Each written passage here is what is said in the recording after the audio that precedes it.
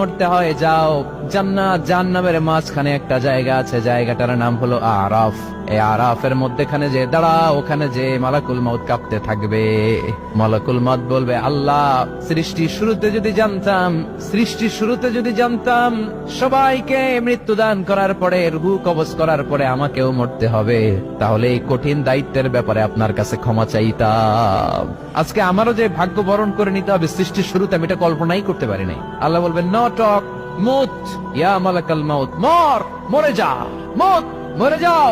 বলার সাথে সাথে মালাকুল মউত এক বিকট চিৎকার হাঁকিয়ে মরে যাবে। মালাকুল মউতের চিৎকারটা সেদিন এত ভয়ঙ্কর হবে, বিষ্ণু ঈসা ইসলাম বলেন, ওই চিৎকারের আওয়াজ যদি পৃথিবীর মানুষেরা কান দিয়ে শুনতে পেত, তাহলে কিয়ামত সংগঠিত হওয়ার জন্য আলাদা করে ইসরাফিলের সিংহার প্রয়োজন হতো না। ওই চিৎকারের আওয়াজে প্রতিটা মানুষ কানের পর্দা ফেটে ওই জায়গায় লাশ হয়ে পড়ে যেত। এবার ডানে বায়ে সামনে পেছনে উপরে নিচে কেউ নাই, একজন ছাড়া। জোরে বলতে হবে, তিনি কে?